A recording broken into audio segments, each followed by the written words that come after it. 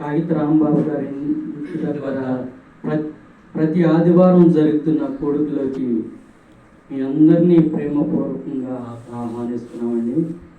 వచ్చిన వారికి పాటిస్తాము, వాక్యం చెప్తే వాక్యం ఇస్తాము, మరి ప్రార్థన చేస్తే ప్రార్థన ఇస్తాం. ఆశ కలిగిన ప్రతి ఒక్కరూ ఈ కోరికలోనికి వచ్చి దేవుని మేలు పొందవలసిందిగా కోరుచుంటున్నాం. మహాపరిశుద్ధుడా, ప్రేమ గల నా తండ్రి, ప్రభువా, ఇంతవరకు ప్రభువా, దేవా యేసయ్యా అన్నగారు దేవా వాక్యం చెప్తుండగా నీకు ఆదరించావు. దేవా అన్నగారు కొన్ని మాటలు చెప్తుండగా ఈ శక్తిని బలాన్నించావు.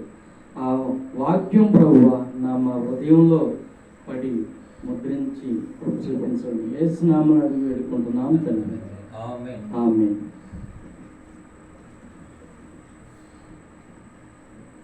ప్రియులారా,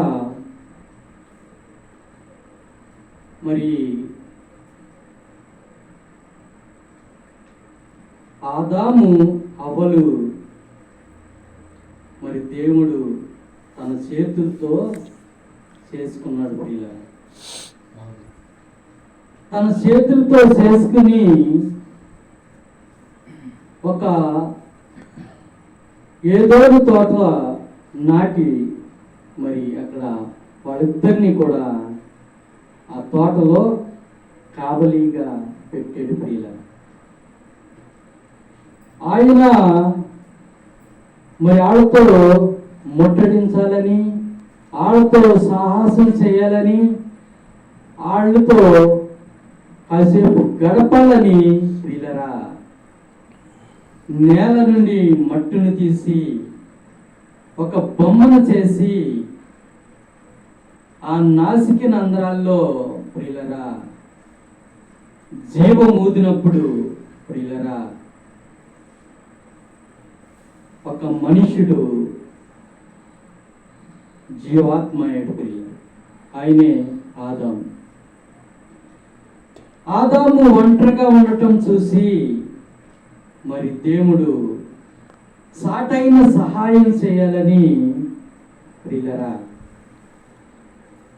తన పక్కటెముకలో నుంచి తీసి అవ్వను చేసి ప్రియులారా వాళ్ళిద్దరిని జతపరిచి